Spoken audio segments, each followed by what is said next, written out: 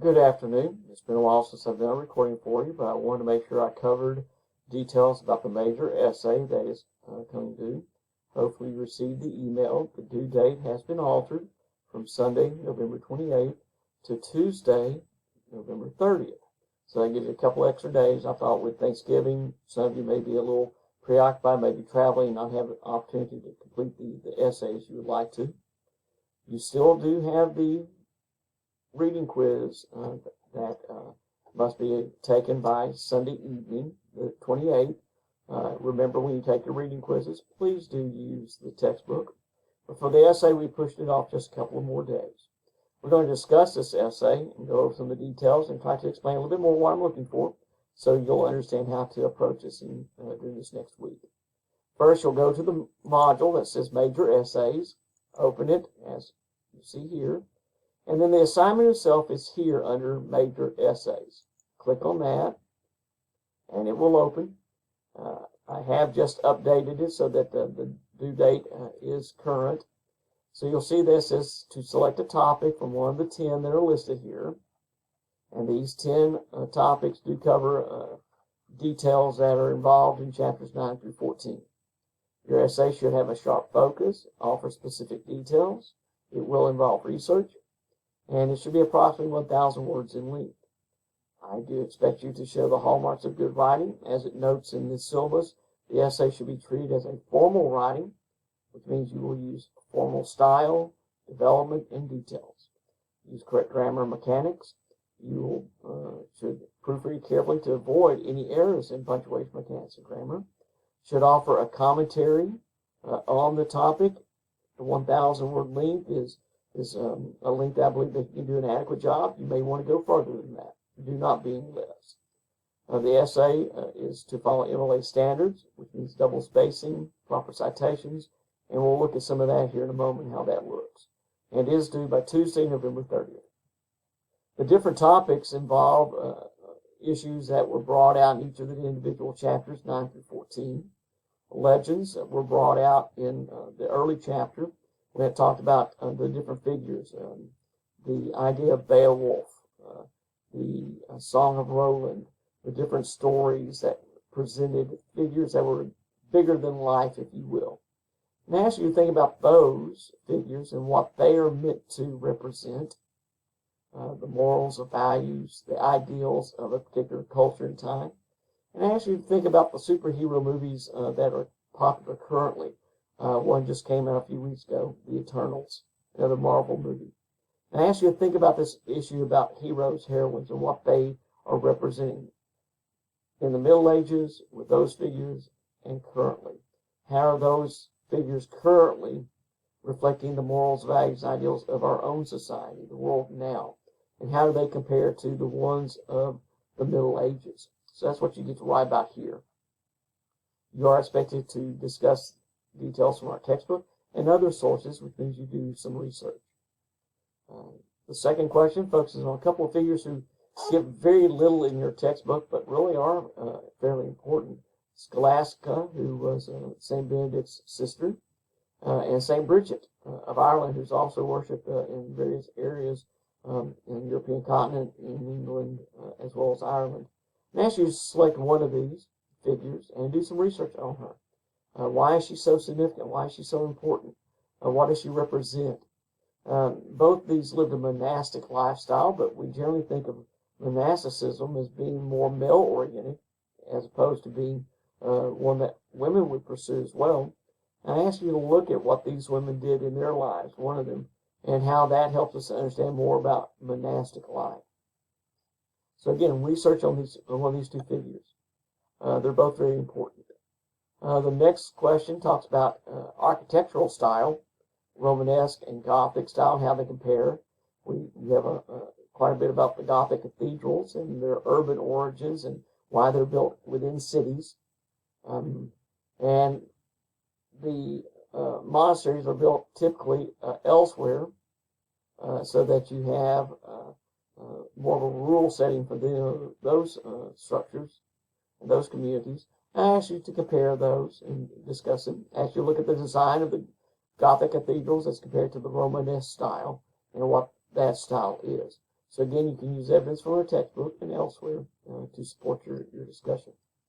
The fourth question looks at universities, and you have a large section in your textbook talking about universities and the typical day and the typical curricula of universities in this medieval era when they first started. So I ask you to look at several key points: the facilities, what the buildings were, the services provided, what was studied, who taught there, and what students attended. So I ask you to look at these.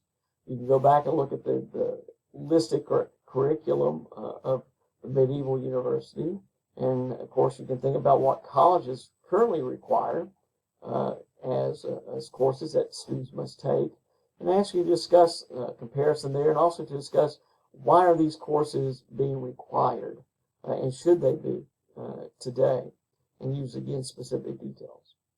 The fifth topic, in our textbook, you do not have much listed about the Crusades, very little. There are reference only a few comments, not much at all. So I ask you to take one particular crusade, and there were a number of them over a period of a couple of 100 years. I ask you to choose one particular crusade and to discuss it fully. Research it, explain what the goal was supposed to be, who participated, what states, what countries, how was it funded, where did the money come from, exactly who and what groups made up the army in that particular crusade, what happened during this crusade, what were the consequences, what else resulted from it, and look at the overall impact as it had this resonating effect on the culture and development during the Middle Ages. So again, I ask you to write a very detailed report in that way. The sixth topic, since we have been and are still involved in a pandemic, I thought it might be useful for you to discuss a much more well-known, at least in the sense of historical purposes, of a pandemic, the Black Death, the Black Plague, and ask you to look at how it impacted various areas around the world, not just Europe, but North Africa, Central Asia, Russia, the Middle East. What were the consequences of the plague on these areas that were near Europe, as well as in Europe, as it says here, affected the populations in and near Europe. And I ask you to look at these particular areas, not just Europe, but these other areas as well. Number 7, in chapter 12, you have a little bit from The Prince by Machiavelli, in which he offers advice about how a ruler should govern. And I ask you to think about this advice. It's the idea of keep your friends close, your enemies closer attitude. It is better to be feared than to be loved. Those are some of the famous quotes or summaries of ideas in Machiavelli. And actually look at that and discuss how useful is this advice. Is it the kind of advice that should be followed, and will it be successful? I ask you to think about his view about humanity. And can you see where in present-day society governments do follow Machiavelli's advice, if at all, if you can find that? And what does it show us then about governing and the nature of humanity? So you get to apply a little Machiavellian theory to contemporary politics, if you will, as part of this discussion. The 8th topic focuses upon a key figure. We have a few details about some of the early figures, such as Cosimo, Lorenzo the Magnificent, but the Medici family itself stretches much further than that. They have a strong control over Florence, but they also wind up having influence and impact throughout Europe. And this gives you a chance to discuss some of the Medici family, how they dealt with being a major patrons of the art family, and how that patronage differs from the patrons of the church, the popes especially. And ask you to look at that aspect and discuss those, and how this family, this one particular family, sort of reflects some of the values and some of the key traits of this era, especially regarding business, politics, the art. So you get a chance to do a little bit of work with the Medici family. The last couple of topics, number 9 concerns Michelangelo, as he's a very strong figure for the Italian Renaissance. But we have different moments in his life. There are different elements as he goes through this, different periods. And I ask you to take not a biographical detailing about Michelangelo, telling me when he was born and died, but I ask you instead for this question to select particular work that he did in each of his periods, his early, his middle, his late, and discuss how those works reflect the view of Michelangelo's life in regard to art and how it points toward the developments that are going to take place, how it reflects what was taking place at the time, and also how it helped to move art in certain directions. And so you're going to do a discussion of key works from each of his stages. Maybe you want to talk about his David. Maybe you want to talk about his the Laurentian library that he did, or the designs that he did for St. Peter's Cathedral in Rome, as when he was the major architect there. Maybe you want to focus on his painting of the Sistine Chapel, his Pieta. There are different works you can look at.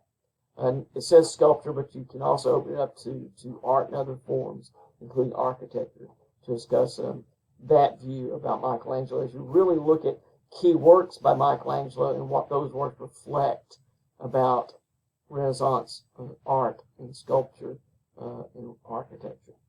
And then the last one looks at a particular painting by El Greco, The Burial of Count of Ordaz, and that's in your book, and there's a commentary about it. They ask you to choose other paintings by Spanish artists in the High Renaissance and compare those. One very realistic, one a little more mystical. You have both styles prevalent, especially in Spanish painting. And I want you to look at El Greco's, which seems to be a combination of the two. And I want you to compare his work, El Greco's, to two other works in that way, where you get to discuss artwork. So this one, the last couple of topics really focuses on art more than anything. And then some focus on some of the individuals and influence. 7 is more about political. 6 is about how the plague really impacted the world. Crusades impacted some historical events. 4 about the university, the changes that take place. Architectural styles, Romanesque and Gothic. And then others are about a key individual, women of the medieval era. And then the idea of the literature, the heroes that are presented. So these are the works that you have there, that the topics. Now, when you look at the module, you will see, give it just a moment as it has to jump back to it. There we go. You'll see that I have for you example of the major essay. It's not over your topic. Sorry about that. I didn't give you one over your topic. But this gives you an idea of how it should look. You'll see the double spacing, the tabbing over for paragraphs. You'll see the inclusion of citations, pace de novo, pace again. This actually should have been tabbed over again, not used. There should not have been there's no need for the quotation marks. It should be tabbed over one more time to block it properly. So it should have been over here rather than just tabbed once. Again, you'll see the Cunningham, that's the textbook. And then, of course, down here, you'll see the works cited page. You're free to copy this for the textbook. And again, just have to change the page numbers wherever you use. This gives you an idea of how your essay should look, the length of it, the details are included, the discussions that you need to include, and the formatting. I also have for you here, we're going to go back to some other details in just a moment, give it a chance, it jumps. I have an example of a works cited page for you, how it should look. And again, this just gives you an example of a couple of works. You're perfectly free, as I said, to copy this or this one. Either one will work for your the information you use from your textbook. You can paste that into your works cited page. And again, you'll just have to change your page numbers. All you need to do. And so again, key details there that you can use. Now, when you get ready to submit your essay, hopefully some of you are familiar with Turnitin and how to do so. But again, just click on the assignment, the major essay, where you find the handout. And then if you scroll to the bottom, you'll see this bar right here. And if you click on that bar, it takes you to the page where you're asked to submit. Now, mine's a little different because I'm the instructor of the course. Mine looks a little different than yours will. But we'll go back here, and I'll show you how it looks under the student view.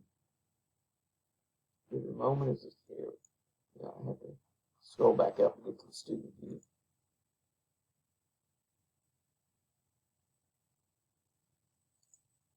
So under the student view, when you come down to your essay, you'll see all of these again. And when you click on this one, again, it has the handout.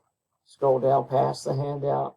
Here's this gray bar. You click on it and can't process because, again, I'm not a student. But you'll actually have a submit button.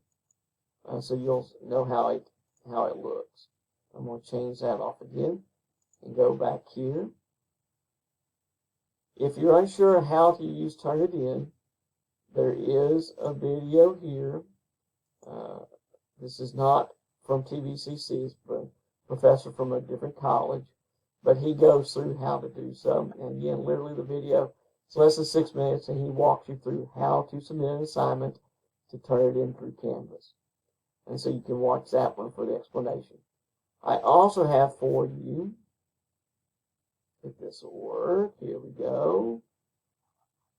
Under the Start Here module, I have a written document of how to submit. So you can just follow it that way. So you can look at that one too. Now, under the essay, you will also see what's called the LEAPS assignment. Again, I'm going to go to the student view so you get an idea what that involves.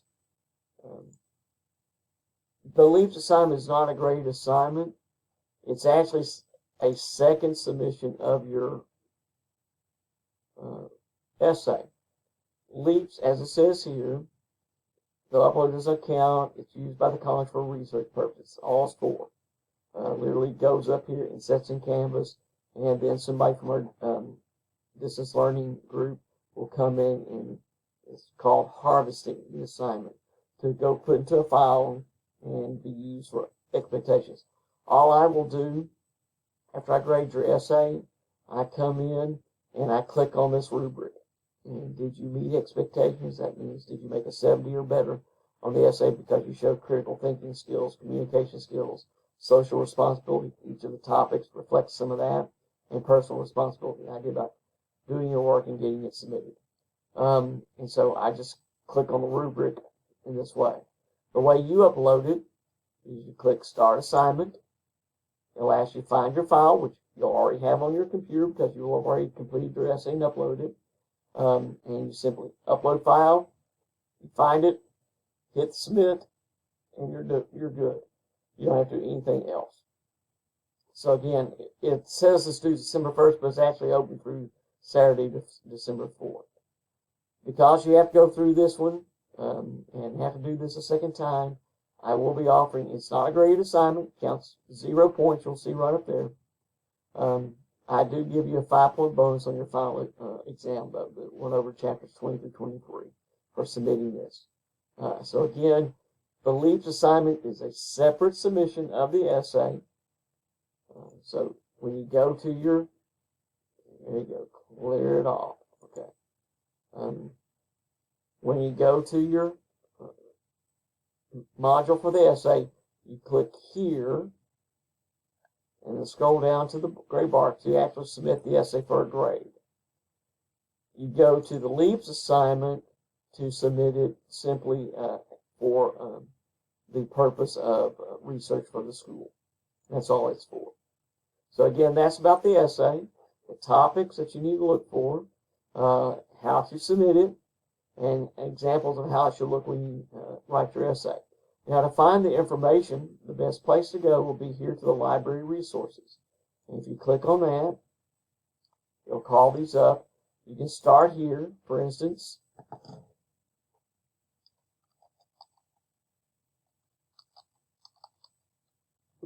I'm going to spell this right. There we go. if I type in the Crusades and click on there, it asks me to log in again. And you just log in again with your identity, same one. And you have, that's under the EBSCO button, and you have research over the Crusades. It says last about 200 years. And so you have all sorts of details here. This one is an actual, this is a full book, and you can see the table of contents here, where it talks about different ones of that. You can look at the entire one. This one gives you a little introduction to it, tells you a little details about it. Again, it's a book where you have all sorts of details, but you have the introduction offered here, the impact of the Crusades, what they were for, how they were set up. So all these are very detailed. You have other ones as well. This is about a book, again, about the myth of the Crusades, things that we know, things that are thought about it. It does go into the different Crusades, where it talks about remembrance of it. And in this particular book is strictly about the First Crusade, the one that was in 1095, and what took place and how all the details. Again, you have a number of these works that you can find here. Again, some of these are not about it. This one is about the Fifth Crusade. So you have the different ones that are there. And so again, numerous sites and sources. What you do want to do is click on what is called, I'm going to move this over just a little bit. You want to click on full text so that you do have access to the complete work, not just a little summary. And again, you have books, you have articles. You'll see that there are over 40,000 articles. If you start here with this research starter, which is really a nice way of doing so, it tells you a detail about the Crusades. It goes into First Crusade, Second Crusade, Third Crusade, the different ones that are named. And again, some of these you can click on. For instance, the Second Crusade, if you click on it, it'll take you to a detail about Second Crusade, who are the main figures, summary of the events, what took place, why it was significant. So you have some of those details too that you can look at. And if you decide after you read through this one, you make a decision which crusade you want to focus on, just go up here and change it to that crusade, like the Second Crusade, the Third Crusade, etc. Again, very useful to help you get started. And then, of course, the books that are here are very useful. Again, some of these offer you some very specific details. Some will give you other aspects. This one is a useful book. Again, a table of contents. It goes into a chronology, and it gives you an actual dictionary of key people, key terms, key aspects. Just set up literally in dictionary form. For instance, if you want to go down here to, let's go to S, St. Anne and her role, the idea of the different churches. Let me get down here. Saladin, that's what I was looking for. Here's Saladin and who he was and why he was important in this particular crusade. And so again, very useful as to the dictionary. If you're looking for key figures, you need to know more. So all this is available for you through our library research. It's again, I'll go back, log in. This is through the EBSCO. I'm going to have to go back. Oh, no, I don't have to do that. I can go here. I'll log in, but I can go up here. New tab. You can go up here, and I just type this in at the EBSCO, and hit search. But we also have some other research databases you can look at. There's a number of these that you can simply sort of go through. Some of these work for you particularly, some do not. They can help you, for instance, religion and philosophy collection. You're going to look up some of the details about Machiavelli. He is considered both philosophy, and so you'll see it came up that way, and so different choices. And so here you go. Civil religion and modern political philosophy, Machiavelli 2. If you want, again, click on full text. and you have the details here. The idea about Machiavelli, the influence of Machiavelli on the Reformation. You have just a number of articles here on him. You'll see 109. And so you can look at some of these details if you're looking for Machiavelli. We can do St. Bridget, excuse me, I forgot to silence my phone. It's ringing. I'll just have to wait for that one. It did not come up with St. Bridget as it should have. That's because sometimes they spell the name this way. There you go. You'll see it with B-R-I-G-E-T, which is how I spell it. That's how your textbook had it. But you'll also see it with a D. And you'll see the other Irish saint, and you'll see B-R-I-G-I-D often. It's spelled that way. You'll see B-R-I-G-I-D here. Your book spells it slightly differently, but this is an article about her that you can look at and see the details about her in that particular one, and the worship she has. So let's go back and change it to the spelling theory are using. And there we see a number of these articles for you, 10 different ones all about her. And so you can look at some of those details. And so again, opportunity to look at some of those. There are library research and some other details that you can find. And again, the EBSCO search here is probably the best source for you to go through because you'll get some good articles that way. What you do want to look for, though, what you do want to pay attention is do not use Wikipedia. It's not really for academic purposes, academic research. You can go through Google, but one of the things you might want to consider is using Google Scholar. And if you go through Google Scholar, hopefully you know about that one. If not, go to Google, type in Google Scholar. It'll come up. It's actually scholar.google.com, I think is the actual URL. But then once you click on it, it gets Google Scholar, you start looking for what you need. The Google Scholar gives you, again, very credible academic style sources. And that's really what you want to look for. Do not rely on blogs. Do not rely on individual posts. Do not rely on Wikipedia. You want to use other kinds of sources for your research. So again, when you go to the essay, you'll see the topic down here. And below that is the bar to upload your essay to turn it in. That's how you'll get the grade. After you've done that one, then you can come here and click on the LEAP assignment and submit it through the means I showed you earlier. And that goes in. This is not a grade, but I do need you to upload it a second time. For that, you will receive a bonus on your final exam. If you need to know how it looks, how the essay should look when you finish, click on the example here. And if you're unsure how to use Turnitin, just follow the video instructions here.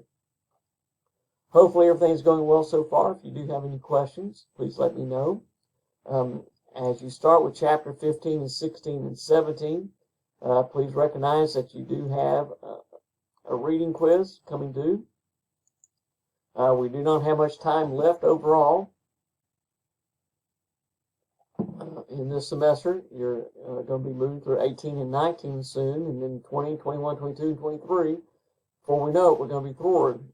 So I appreciate your tolerance, your forbearance, your patience, and also the fortitude you folks are showing and working with this 8-week course.